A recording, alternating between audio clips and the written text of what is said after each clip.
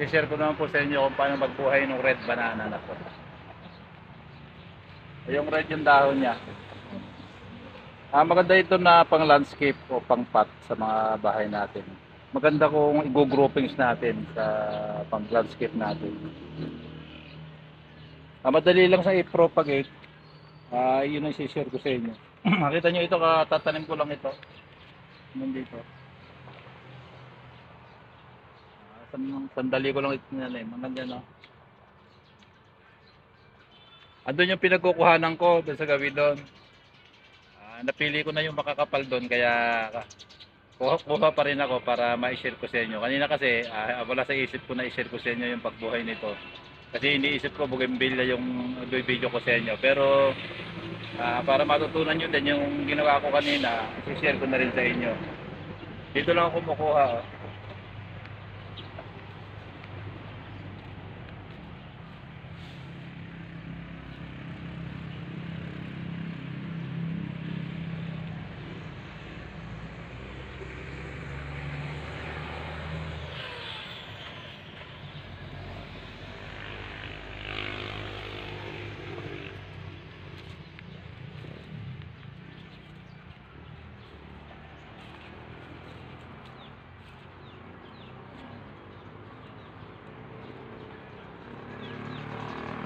Ito lang gagawin natin, ito siya.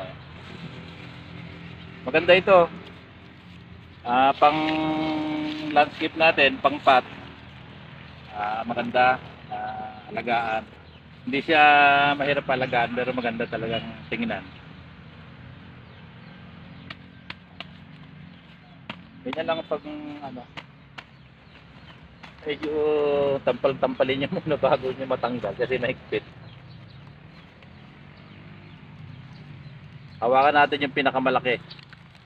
Yan, saka natin iangat. Kasi marami na subito ito. Oh. Medyo maliliit pa lang. Pag lang natin para lumuwag.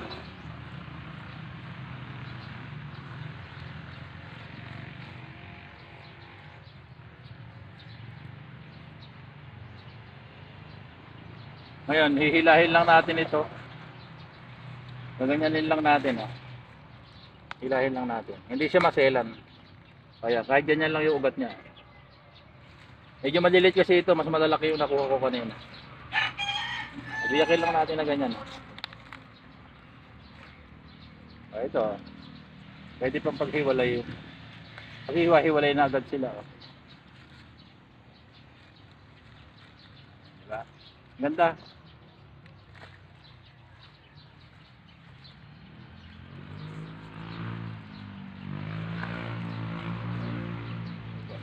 Yung pinaka main niya ito yung yung dati na itinanim ko. Para mapaganda natin, tanggalin lang natin yung dahon dito sa baba. Hihilahin lang natin na ganyan. Ayan, tatlo yung tanggalin natin. Ayun yung natira. Yung pinaka mother niya. Ito lang gagawin natin pagtatanim.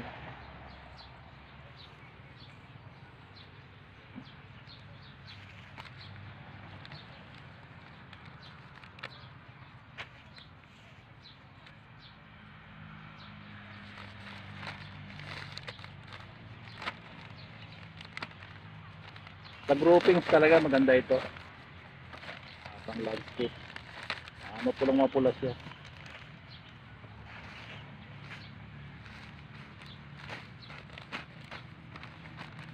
Medyo malaki na yung pot na gagamitin kasi malaki yung malaki ito.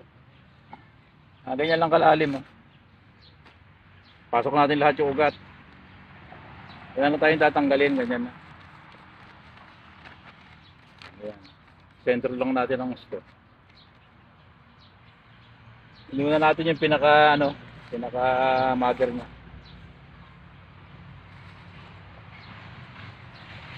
Rice lang ito, ang ginagamit ko.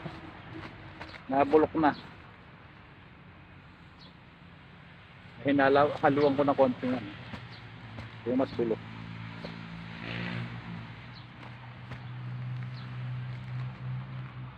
Tataktak lang natin ng konting ganyan para mabanat yung plastic. Di ba? Ang ganda.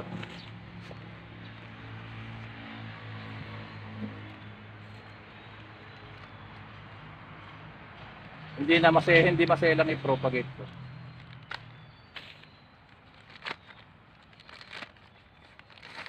Kaya hindi tumataas ng mataas sa mataas ito. Sakto lang yung taas.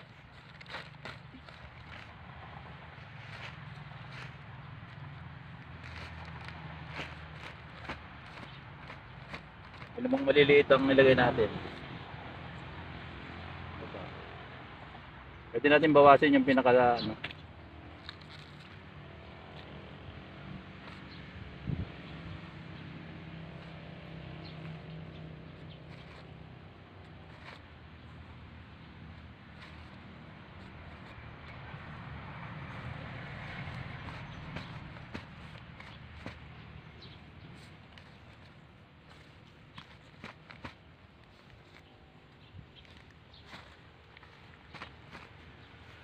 Dalawa na tayo. Yeah. Meron pa. Marami pa. Isang puno lang ito.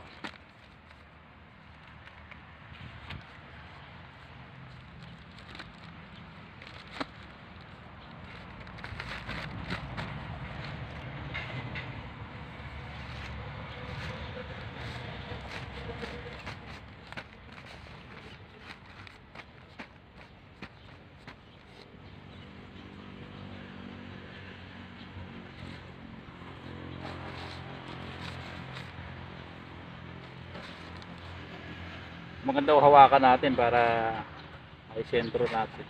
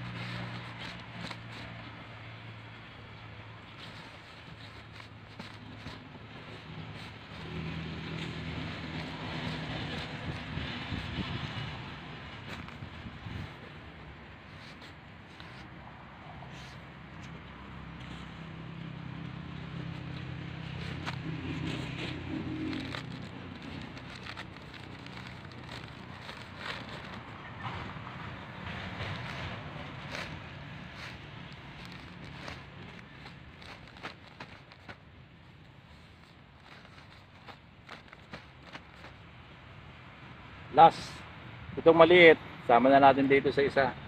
Dalawa na sila.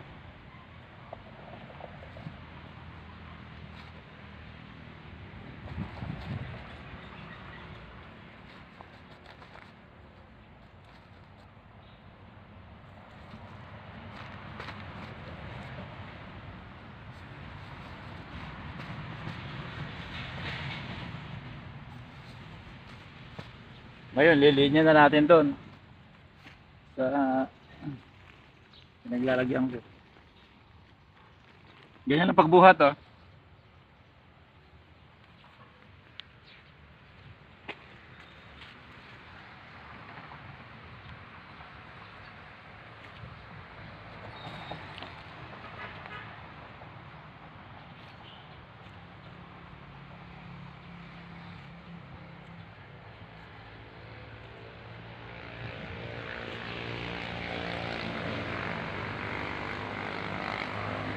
Ilang pulo lang kanina yan, pero may natitira pa doon, mga tatlo pa yon. Saka ako na itutuloy. Ilang puno lang pinanggalingan yan, dami na niya ngayon.